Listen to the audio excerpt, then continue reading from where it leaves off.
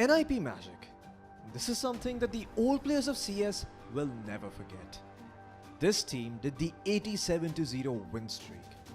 They were making it to the grand finals of almost every tournament they played. And let's be real, after watching them pull off some of the most awesome plays in the history of Counter-Strike, we all tried to copy them. Even after the roster changes and not performing well for the last few years, fans weren't ready to give up yet. They still believed in NiP magic. One by one, the NiP core went their separate ways. But now, they are back under the Dignitas banner. The old core of NiP, the team that was once upon a time the best team in the world, is back together. But can they relive their old glory days? Can they revive the long-buried NiP magic? Pronex with one friberg.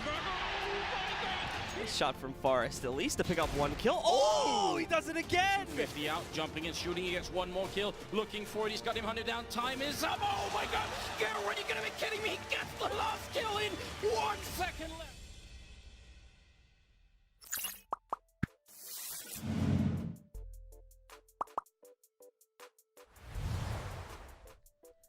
Dignitas has now picked up the roster, which includes 4 Swedish players who used to play together under the NiP banner, and a new player, Xizt. The first 2 players are Getright and Forest. They've been together since the CS 1.6 days. In the early days of CSGO, Forest was considered as one of the best aimers and entry fraggers. He was a god with the assault rifles, as well as the sniper rifle. Getright was the best lurker and overall the best player in the world. Getright competed in NiP for a while before moving on to other Swedish teams. Eventually, he met his CS buddy, the one with whom he'd stay till the end. Over time, the bond became so strong that they never played without each other. Even then, when these 2 players got into an argument with their Fnatic teammates, they left it together to join AFK Gaming. They were inseparable. Xizt was one of the most consistent players who would drop a ton of frags every round, while being a really calm and composed in-game leader. Supplementing that, they had friberg, an ex-CS Source player.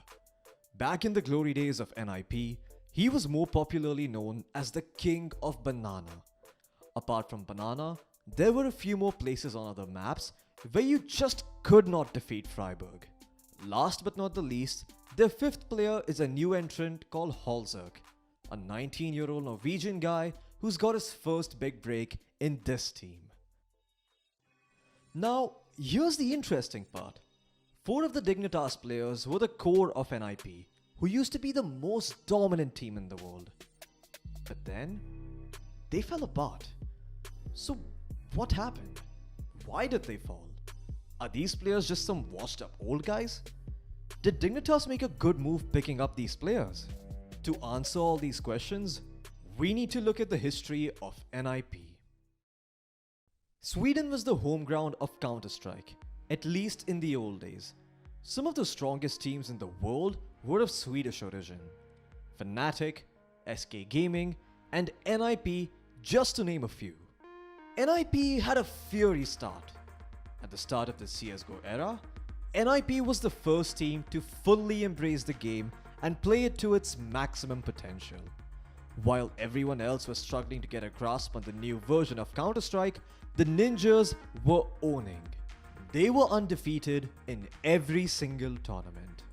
On LAN tournaments, they had a win streak of 87 maps in a row. To date, this stands as the highest number of consecutive wins that a team has ever achieved. Even Titans fall, and NiP was no exception. The 87-0 win streak was eventually broken by the CIS powerhouse Virtus Pro. They realized things weren't gonna be a walk in the park anymore. In these difficult games, in these moments of adversity, NiP was the team which you could never count out.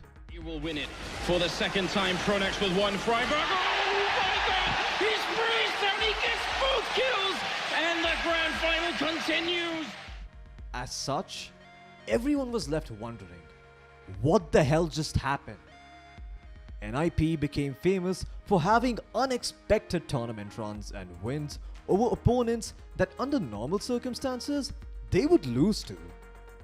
Such runs have been coined by the analyst Duncan Thornton Shields and later collectively adopted by the community as NiP magic. But perfect in the sense of the way they fit together is just you could never find a combination that worked together as well as that, or played off each other intuitively as well as that, or just had the natural chemistry, the communication which was easily understood. NiP made it to the finals of 2014's first major, ESL 1 Katowice, where they came second, losing only to the Polish squad Virtus Pro. Unfazed, they bounced back in the second major of the year, ESL 1 Cologne 2014, which should be remembered as their biggest achievement ever. That major win was the highest point for the team.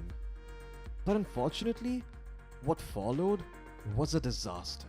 NiP went into a major slump. They tried everything and nothing seemed to be working. With no solution in sight, Fifflaren decided to call it a career and retired in 2014. After Fifflaren retired, NiP went through a host of roster shuffles. This was the best part about NiP Magic. The fact that the magic did not just exist between the old core that went 87-0. It existed with Michaelele, with Alu, and with everyone that would work with them in the future. They had chemistry regardless of the lineup. NiP tried several fifth players, but unfortunately couldn't decide on one. And due to that, eventually even friberg left the team to join the team Heroic. It became harder to fit in two new ninjas and NiP was still shaky. To make things worse, Xizt left for better opportunities in FaZe in 2018. And then in 2019, even GetRight retired to take a managerial position. A legend, whether we see him again in the access or not. Everyone here on your feet, a standing ovation. Ladies and gentlemen, get right! The entire original roster went their separate ways. That was the story of NiP so far. To conclude, we can say that NiP could not find the right formula, that no particular aspect made them special, except NiP magic. When a new player would join, they'd show some good chemistry and then fall off. That's what anyone would think. But it just wasn't the case. The fact is, they did have NiP magic. But that is it. They had nothing else. And they were too heavily reliant on that magic. We've referred to NiP magic a lot, but we haven't really described what it is. So let us do you guys a favor. NiP magic is the unique chemistry that the team had in risky mid-round situations.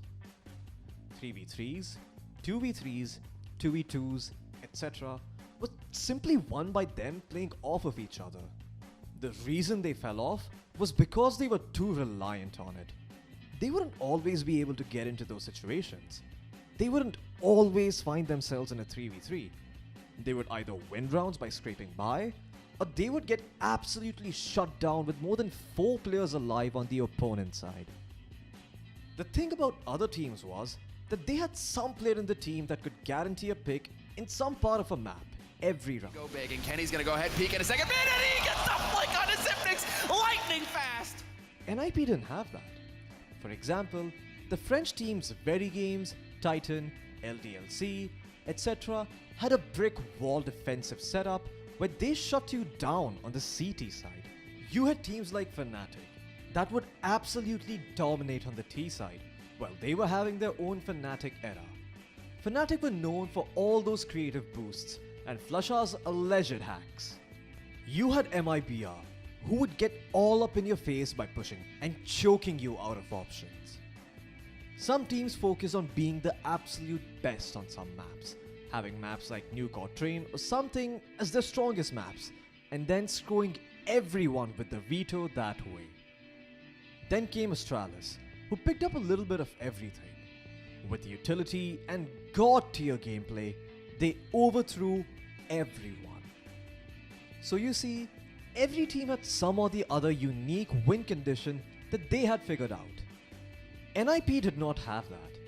They were never the best of players at a particular role or position.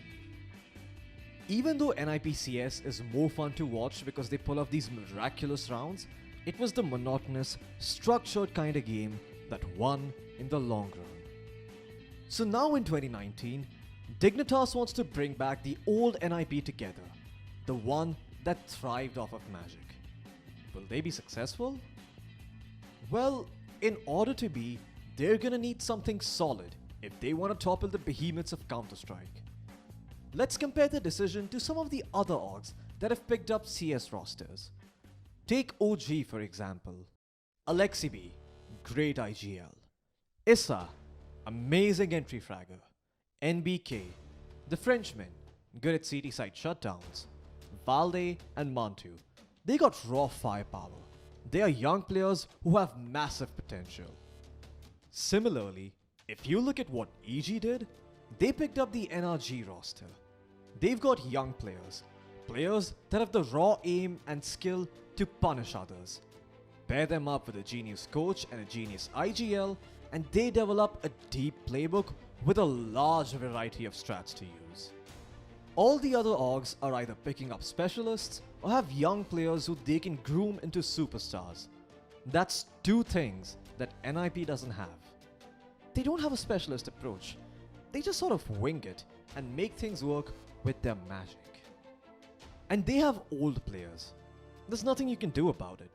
Younger players will be flashier, faster with their aim than the older players. It's not their fault. It's simple biology. It's how the human body works. Forrest is more than 30 years old. Getright is 29. Well, almost 30. At that age, you really can't rely on aim anymore. Now, there are these trolls and pesky 12-year-olds on the internet who call this team a bunch of washed up players. For once, they might just be right.